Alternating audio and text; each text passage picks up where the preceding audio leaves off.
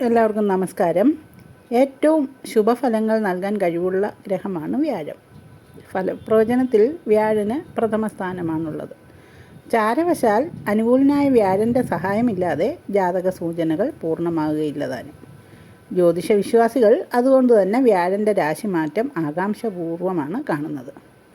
അപ്പം മെയ് 14, അതായത് 2025 മെയ് 14 വ്യാഴം രാശി മാറിയിരിക്കുകയാണ്.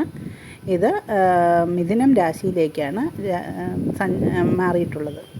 ഈ ഒരു രാശിമാറ്റം ഏതെല്ലാം നക്ഷത്രക്കാർക്കാണ് ദോഷകരമായിട്ട് ബാധിക്കുന്നതെന്ന് നമുക്കൊന്ന് നോക്കാം. സർവേശ്വരകാരകനായ വ്യാഴം ചന്ദ്രക്കൂറിൽ നിന്നും 6, 8, 12 രാശികളിൽ സ്ഥിതി ചെയ്യുമ്പോഴാണ് ഈ ചന്ദ്രൻ നിൽക്കുന്ന രാശി ജാതർക്ക് വ്യാഴം മറിഞ്ഞതായിട്ട് കണക്കാക്കപ്പെടുന്നത്. അങ്ങനെ നോക്കുമ്പോൾ മകരക്കൂറിൽപ്പെട്ട ഉത്രാടം 2, 3, 4 പാദം നക്ഷത്രജാതരും, തിരുവോണം, അവിട്ടം 1, 2 പാദം നക്ഷത്രജാതർക്കും, വൃശ്ചികക്കൂറിൽപ്പെട്ട വിശാഖം അവസാന പാദം, അനിഴം, തൃക്കേട്ട തുടങ്ങിയ നക്ഷത്രജാതർക്കും, കർക്കിടകക്കൂറിൽപ്പെട്ട പുണർതം 4 പാദം, പൂയം, ആയില്യം തുടങ്ങിയ നക്ഷത്രജാതർക്കുമാണ് വ്യാഴത്തിൻ്റെ ആനുകൂല്യം ഇല്ലാതാകുന്നത്. ഇനിയിപ്പോൾ വ്യാഴമാറ്റം മൂലമുണ്ടാകുന്ന ദോഷശാന്തിക്ക് എന്തെല്ലാമാണ് പരിഹാരമെന്ന് നോക്കാം. വ്യാഴമാറ്റ ദോഷശാന്തിക്ക് വിഷ്ണു ഭജനം തന്നെയാണ് ഉത്തമം. വ്യാഴാഴ്ചകളിൽ വിഷ്ണു ക്ഷേത്രങ്ങൾ ദർശിക്കണം. ശ്രീകൃഷ്ണൻ, ശ്രീരാമൻ, നരസിംഹം, വിഷ്ണു എന്നിവരുടെ ക്ഷേത്രങ്ങളിലെല്ലാം ദർശനം നടത്താം. വിഷ്ണു ക്ഷേത്രം തന്നെ വേണമെന്നില്ല, അവതാര സങ്കല്പങ്ങളുടെ ക്ഷേത്രമായാലും മതി എന്നർത്ഥം. വ്യാഴാഴ്ച ദിവസങ്ങളിൽ വൈഷ്ണവ ക്ഷേത്രത്തിൽ ദർശനം നടത്തി പ്രാർത്ഥിക്കണം. 2 നേരം ദർശനം നടത്തുന്നത് ഉത്തമമാവും. 7 പ്രാവശ്യമാണ് വിഷ്ണു ക്ഷേത്രത്തിൽ പ്രദക്ഷിണം ചെയ്യേണ്ടത്. ചില ആചാരങ്ങളിൽ 4 പ്രദക്ഷിണവും ചെയ്യാറുണ്ട്. വിഷ്ണു പ്രാർത്ഥനയ്ക്ക് ഓം നമോ നാരായണായ എന്ന അഷ്ടാക്ഷര മന്ത്രമാണ് വൈഷ്ണവാരാധനയിൽ ഏറ്റവും പ്രധാനം. ഈ മന്ത്രം യഥാശക്തി ജപിക്കുക. 2 നേരവും 108 പ്രാവശ്യമെങ്കിലും ജപിക്കണം. ഓം നമോ ഭഗവതേ വാസുദേവായ എന്ന ദ്വാദശാക്ഷര മന്ത്രവും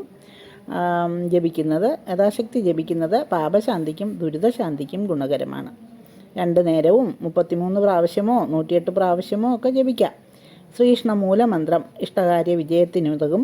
ഓം ക്ലീം കൃഷ്ണായ നമ എന്നതാണ് ശ്രീകൃഷ്ണ മന്ത്രം. ഈ മന്ത്രവും വ്യാഴപ്രീതിക്ക് ഗുണകരമാണ്. എത്ര ജപിക്കുന്നുവോ അത്രയും നല്ലത്. 336, 108, 1008 തുടങ്ങിയ യഥാശക്തി ജപിക്കാം. കാര്യവിജയം നേടുകയും ചെയ്യാം. പിന്നെ ശത്രുദോഷ ശാന്തിക്ക് നരസിംഹ മന്ത്രം ജപിക്കുന്നത് നല്ലതാണ്. അരയാൽ പ്രദക്ഷിണം വയ്ക്കുന്നത് വ്യാഴപ്രീതിക്ക് ഏറ്റവും ഉത്തമമാണ്. വ്യാഴാഴ്ചകളിൽ രാവിലെ കുളിച്ച് ഈറനോടെ അരയാലിന് വിഷ്ണുനാമജപത്തോടെ 7, 12, 18, 21 തുടങ്ങിയ യഥാശക്തി പ്രദക്ഷിണം ചെയ്യുക. വിഷ്ണു ക്ഷേത്രങ്ങളിൽ തുളസിമാല ചാർത്തുകയും നെയ്വിളക്ക് കത്തിക്കുകയും ചെയ്യുന്നവർക്ക് വ്യാഴമാറ്റം മൂലം ഒരുവിധ ദുരിതവും ഉണ്ടാവുകയില്ല എന്നറിയണം. വേദജപവും വേദശ്രവണവും വ്യാഴപ്രീതിക്ക് ഏറ്റവും ഉത്തമമാണ്. വേദങ്ങൾ ജപിക്കുന്നതും പാരായണം ചെയ്യുന്നതും കേൾക്കുന്നതുമെല്ലാം വ്യാഴത്തിൻ്റെ ഈ അരിഷ്ടതകൾ നീക്കും. വിഷ്ണു സഹസ്രനാമം നിത്യേന ജപിക്കുന്നത് നന്നായിരിക്കും. അങ്ങനെ വൈഷ്ണവപരമായ എല്ലാ വഴിപാടുകളും വ്യാഴപ്രീതിക്ക് ഗുണകരമാണ്. അതുപോലെ തന്നെ ലക്ഷ്മി നാരായണ പൂജ ദാമ്പത്യ ഭദ്രതയ്ക്ക് ഏറ്റവും നല്ലതാണ്. വ്യാഴം ഇങ്ങനെ അഷ്ടമത്തിൽ മറയുന്നവർക്കൊക്കെ ലക്ഷ്മി നാരായണ പൂജ നടത്തുന്നത് നന്നായിരിക്കും. അതുപോലെ പാൽപ്പായസം, വെണ്ണ നിവേദ്യം, പഞ്ചസാര നിവേദ്യം, ത്രിമധുരം എന്നീ നിവേദ്യങ്ങൾ യഥാശക്തി നടത്തുന്നത് നല്ലതാണ്. നാരായണ സൂക്താർച്ചന ചെയ്യുന്നതും പാപശാന്തിക്കും, പുരുഷ സൂക്താർച്ചന സർവകാര്യ വിജയത്തിനും, ഭാഗ്യസൂക്താർച്ചന ഭാഗ്യലബ്ധിക്കും ഗുണകരമാണ്.